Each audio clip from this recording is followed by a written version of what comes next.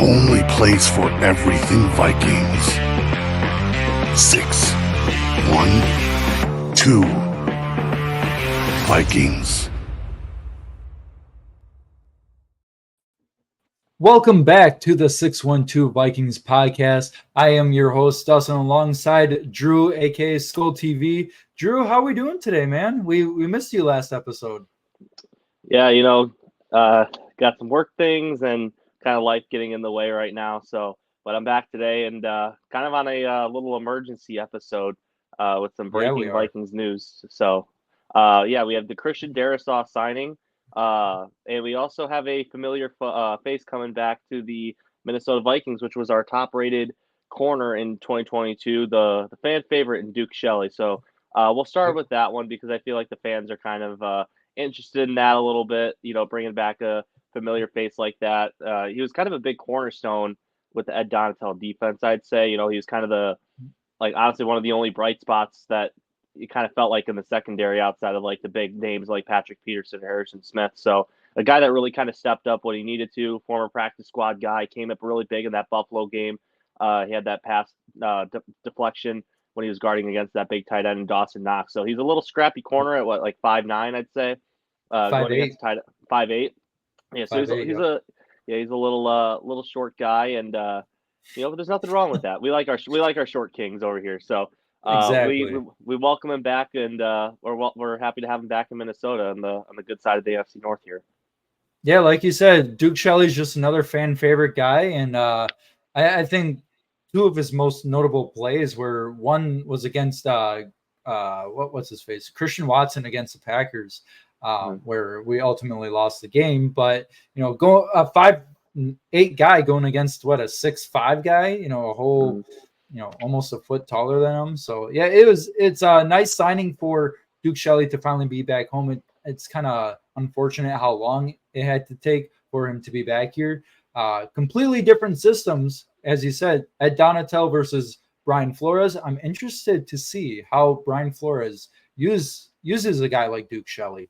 I don't know how Duke Shelley normally is. I think he's more of a man corner, and I think that's what Brian Flores wants to do, is a lot of man, or maybe he wants to do zone. I don't know what he likes to do, but a very aggressive scheme, and I think Duke Shelley will fit in just fine with it. And I think his performance in 2020 was, is second to none with our cornerback room, because I think he came in when Caleb Evans was hurt. So I think that sounds about right. So yeah, Duke Shelley fits in just fine with the Vikings. I'm interested to see how he fits in with Brian Flores.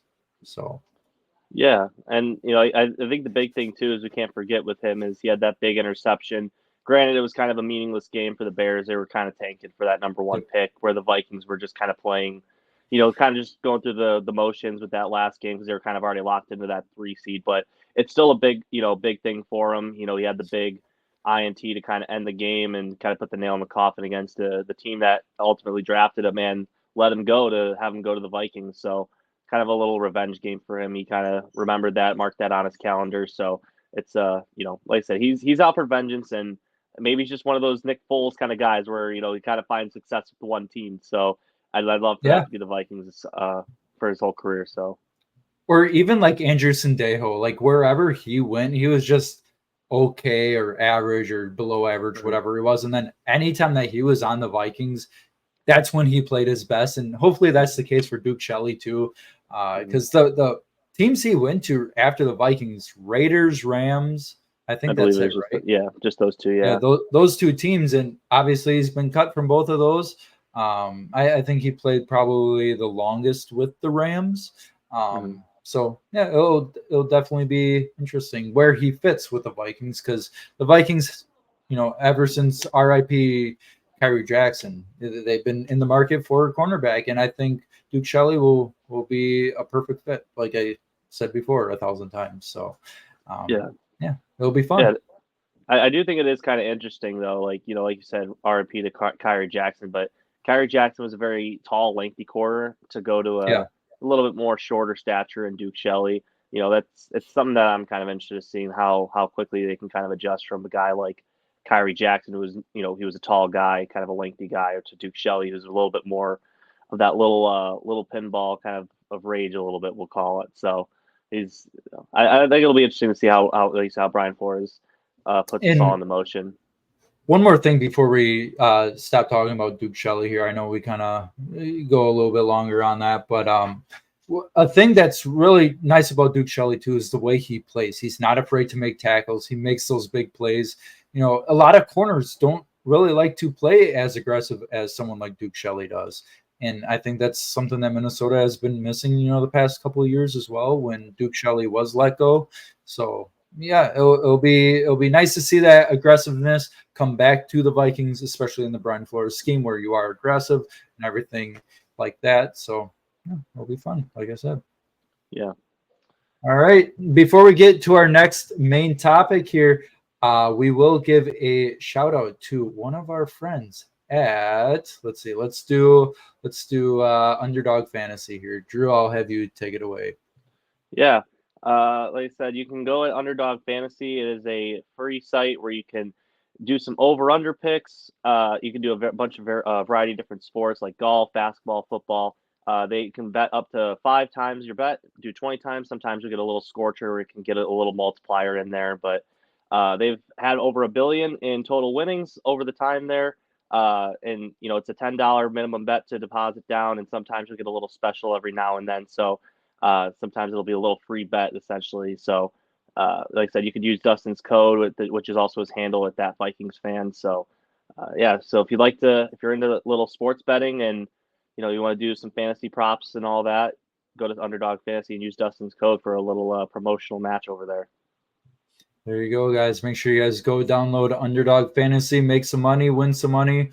You'll win a little bit at a time or a lot at a time if you're lucky. So it's a very nice app to use. All right, Christian Darrisaw. We had some very big Vikings news come within the past couple hours. I don't know when I'll upload this, but on July 23rd, we had, around 5:30 p.m. Central Time, the Vikings announced that Christian Darrisaw has agreed to a contract extension. It's a 4-year, $113 million extension with $77 million guaranteed, and that will make him the highest paid offensive tackle at a 28.25 at a rate. So I think it's very deserving for Christian Darrisaw. One thing that I guess is kind of a question mark with him is his ability to stay on the field. And I thought this would be something that the Vikings would wait till next offseason to do. But I'm super relieved and glad that the Vikings made this happen this offseason. And he's a cornerstone for this Vikings offense, the blindside blocker for Sam Darnold, and then JJ McCarthy in the future. And yeah, I'll let Drew kind of share his thoughts on this as well. Yeah, I think it's for me it's kind of that race to the left tackle market. Penei Sewell just got paid, although he plays right tackle, but he did kind of set the market. Lions kind of got ahead of that. The Vikings just followed up shortly after, but it's I think for the Vikings, it was just a race to pay him first before Rashawn Slater got paid for the Chargers, because he's also looking for an extension as well after just paying Justin Herbert all that money. So, like I said, it's going to be, it sets the market, and, it is a long-term deal, which is something that'll, maybe by year 3 or 4, we're looking back on, and, maybe it becomes a little bit of a bargain deal somewhat, like kind of a Mahomes-esque kind of deal where everyone thought $45 million. They thought that was way too much. Now it's looking like a bargain for $45 million. Yeah. So, like I said, it's one of those things that sets the market, and it's a good thing to kind of beat the rest of the other left tackles or other offensive tackles that are kind of looking for those extensions as well. Like one of them, just like I said earlier, being Rashawn Slater. Now, was Slater and Darrisaw in the same draft? Can't remember. Yeah, they were, because the rumor was that the Vikings, I believe they were picking like 11 or 12. There were some rumors that they were trading up with Carolina at that call. Rick Spielman kind of lowballed them. I think they're just kind of feeling the temperature on a possible trade up, see if they could fleece them. But they were trying. Some were saying Justin Fields, some were saying Rashawn Slater. I was thinking more Rashawn Slater because left tackle was a bigger hole than quarterback at that time. It's one thing if you draft your quarterback, but with Kirk Cousins kind of being that immobile quarterback, it's really hard to, kind of roll out and especially detect what's coming through your blind side. And Kirk has been a guy that's kind of relied on those blindside blockers. Riley Reef wasn't an Pro Bowl kind of guy, but he was a solid starter when he was with the Vikings. Serviceable. Yeah, he was serviceable. He was good enough to get the job done. I would say he was the median guy. I would say, like, if you had a guy worse than him, then you kind of needed a new left tackle. But if you had a guy better than him, then you kind of had your left tackle. So I think he was just about where, average, which is fine. He got the job done. And then kind of going back to his Washington days with Trent Williams. Obviously, it wasn't the Trent Williams that he is in San Francisco. Like, he was still good in Washington, but not to the San Francisco level that he is right now. But he was still a very elite left tackle when he was with Washington at that time. So, I would say, they were on board for that Rashawn Slater pick going up with Carolina, and that's kind of why they were lowballing him. But like I said, it is a big sigh of relief to finally have that kind of done and over with. We don't have to deal with the Christian Darrisaw trade rumors like how last year was with Justin Jefferson coming up with some lopsided FanDuel. Those were nasty. I know, they were really bad. Like MVS and a first round pick for Justin Jefferson to send him with Mahomes. It was just like, yeah. So that's kind of the big sigh of relief right there, is you don't have to worry about that. All the star players right now are up and paid for. The 2022 class, I don't think anybody's getting a big extension anytime soon, barring a miraculous breakout season from somebody in that class, which I don't know who it would be. But and like I said, you got your star guys, you got your core locked up for the next 4 seasons, with guys like Jefferson getting his, Darrisaw getting his, and then you also got TJ Hawkinson locked up. So, like I said, it's a big weight off your shoulders there with going into this upcoming season. So, yeah, for sure. And before we get into what I will add to that, I want to give a shout out to SeatGeek. SeatGeek is where you can get your tickets for any NFL game, any concert, any sporting event, anything like that. You guys can download SeatGeek and get some pretty good seats for a pretty good price as well. And if you use code THATVIKINGSFAN, it will also be on the top of your screen after the video is done playing. You will get $20 off your very first purchase. So, that can go a very long way. If you're buying, 2 MLB tickets to your favorite baseball team, baseball tickets aren't that expensive either. You can get definitely 2 tickets for like $40, including fees, and you take $20 off of that, you're only paying $20. So I think it's a pretty good deal. So make sure you guys go download SeatGeek, use code THATVIKINGSFAN, all one word, for $20 off your first purchase. So, Drew, before we kind of say sayonara to everybody, I want to ask you so we got Hawkinson's deal done last year. We have Justin Jefferson's deal done earlier this summer. We have Christian Darrisaw now. Give me a couple names or a name that is due next. Maybe before week 1 starts, or maybe next offseason. Like some guys that have some expiring deals coming up. I think the big one, that's the big domino, is going to come on the defensive side of the ball. And you're probably looking at Cam Bynum at safety. He's probably due a new contract coming up. There's also in the same draft class as Christian Darrisaw. I believe he was a 4th round pick. We got him from the Buffalo Bills trade. So nice little cherry on top to that Justin Jefferson trade. And then the other one I think it's one that's under the radar, but people aren't really realizing it because he is coming off his first year. But Ivan Pace now is only on year 2 of his UDFA contract. So he's a guy I could see maybe next offseason they start to look at a big payday for him, because I don't think that Pace really wants to go into year 3 of a contract only getting paid like $900,000. So it's kind of like it's kind of like our defensive version of the Brock Purdy contract, essentially. So I think that is something that you could also look out for too. And I think he'll honor that deal. I think he'll play under the $980,000 next year and the year after that. But I think he'll definitely want the big NFL money coming up soon, because there were games last year where, because how the cap works is you only pay the top 51 guys, and then the other 2 guys that are on there are not paid for. So he was at the bottom of that barrel. So there were some games out there where he wasn't counting against the Caps. So that was the big Yeah. one there. So yeah, I think those guys are definitely due next. And I think another guy too could be Harrison Phillips. I think a lot of this is going to be defensive side of the ball. Harrison Phillips is a free agent next year. Byron Murphy's also a free agent next year. He'll definitely want another contract. So I think I would expect next offseason, we got a lot of cap space coming in. I would expect a lot of that to be heavily invested on the defensive side of the ball because I feel like a lot of it of the offensive side of the ball is kind of solidified to some extent. I think Yeah. offensively, I think your biggest question mark probably next year is going to be running back just because Aaron Jones is kind of getting up there in age.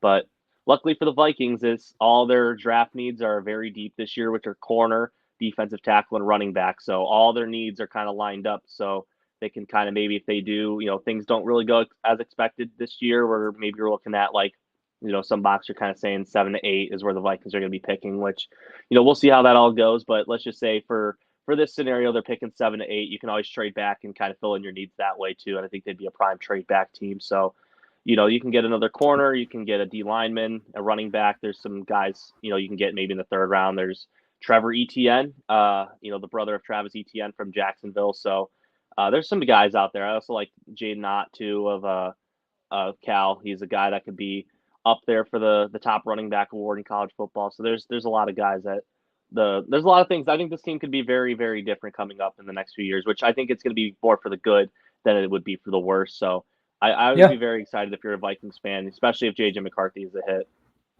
This depth it's definitely working out. I'll say, I lack for a better term.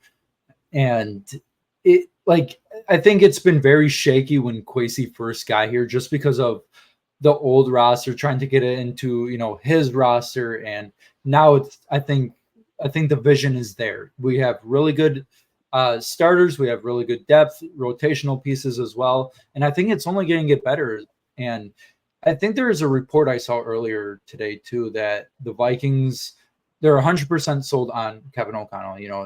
He's probably going to get a second contract or a contract extension for the head coach of the Minnesota Vikings. And then I think they were kind of unsure about Kwesi, but I think after this offseason, whatever he can do, the start of next offseason maybe too, I think he'll definitely get a contract extension as well. Minus the one bad year, I think he's had a great past 3 years with the team. So it'll be nice to see what the Vikings do the next couple of years and how far this team can go. So yeah, it'll definitely be fun. Yeah, and I think like you said, he kind of had a shaky first year. I think definitely I like my rule of thumb is to give players 3 seasons before you kind of just write them off after that. For your team that drafted you, just to be clear. So by that year 3 mark, I think you are who you are at that point. It's kind of looking like Lewis Cine is who he is right now. There's been some reports from Kevin Seifert saying that he's not going to make the roster. But on the flip side, Andrew Booth Kevin Seifert saying that he's got him making the roster. Andrew Booth making the roster. So, that I do have some little slim hope for Andrew Booth, and if I had to put my stock in one or the other, I'd probably put more faith in Andrew Booth panning out more than Lewis Cine panning out. I think this is just one of those things where it didn't work out, and and it is, to be fair too, with a lot of people don't realize this too. With a lot of our draft picks in that year, they're so defensive heavy. Like I think our first 3 out of our first 4 picks were all defense. They're all drafted for the Donatel scheme. Very zone heavy, conservative defense. Brian Flores is more man, more blitz, so they're very night and day compared to what they were expected and drafted to do. So it's kind of I could see why Lewis Cine kind of had some challenges going in, and Georgia was definitely a zone heavy. Kind of they brought him up in the box, they brought him up in the zone, so it's. I could, like I said, I can see why it just didn't pan out because they just wanted something completely different after that 2022 season because of the defense being so bad that it was. I mean, it ended up costing you a playoff run because they, if we had this Brian Flores defense last year or 2 years from now, excuse me, you're definitely beating the Giants. We could say that much. And the thing that's kind of frustrating was that he was available the whole time. He got fired from Miami. He was looking for a job. He took the Steelers linebacker job. It's not like we had a defensive coordinator hirings, but hindsight's 2020. But it's I guess maybe the biggest what if for me out of the Clacy time that we've gotten so far, it really isn't necessarily the 2022 draft class. With had we hired the whole Andrew or Lewis Cine thing and the breaking the leg. I think the biggest question mark and the what if for me is what if had we hired Brian Flores the first time around over at Donatel? Maybe do we take a crack at Philly on the road? Do we give them a run for their money? Do we win? Maybe not, but to be competitive at least. I think that's a game we could have been a little bit more competitive in the second time around. But like I said, it's I think Clacy's definitely turned it around. 2023 has definitely shown that with guys like Jordan Addison and some free agent signings he's picked up with guys like Byron Murphy, Aaron Jones, some big guys like that. Harrison Phillips was another one. Jordan Hicks was pretty solid, kind of rejuvenated his career back in Minnesota. And then I think the big one, the big fish is obviously going to be the TJ Hawkinson acquisition, poaching that from a division rival. I think both sides are happy out of that for Detroit and the Vikings. I think the Vikings are happy because they get the guy right now, the long-awaited Pro Bowl, fringe all-pro caliber tight end, something they really haven't seen since Steve Jordan in the 80s. And the Lions are happy because they get, Sam Laporta, who's on a rookie deal, so they got him under cost control for the next few seasons. So, I think it could be, maybe it's one of those versions where, maybe it wasn't one for one like the Diggs trade, but how it panned out after, like the aftermath of it, I think is one that, both sides kind of came away happy with. So, but. Awesome. Well, hey, good stuff here. I think we pretty much covered everything, and I totally forgot to use this sounder for the Christian Darrisaw stuff, but I want to really use it now. So, yeah, Christian Darrisaw getting paid. We got to play this now.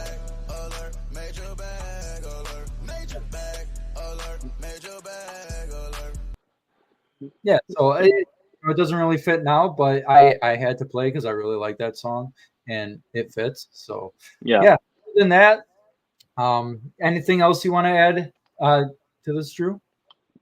No, you brought up Christian Darrisaw, and the little ticker came by, and I just thought of this now. But Christian Darrisaw now at $28.5 million average annual salary is more than Kirk Cousins when he first signed here. Ooh. I just realized that. So that's something by $500,000. So I think this is our first and second non-quarterback position to sign for more than Kirk Cousins to poach him from Washington at that time. So it's kind of interesting to see. Yeah. Yeah. Okay. Yeah. Food for thought for those of you that are into all the contract stuff. Unlike me, I have no idea what any of that means, but just know that he's one of the higher paid offensive tackles in the league. So I find that as a plus. So the future is bright for the Minnesota Vikings within the next 4 or 5 years and beyond. So that's it for today, everybody. Thank you guys for watching. If you guys are on YouTube, thank you for listening. If you're on all the podcasts and Spotify, 612 Vikings, go follow us, and on Twitter at 612 Vikings. And we'll see you guys in the next episode. Skol Vikes.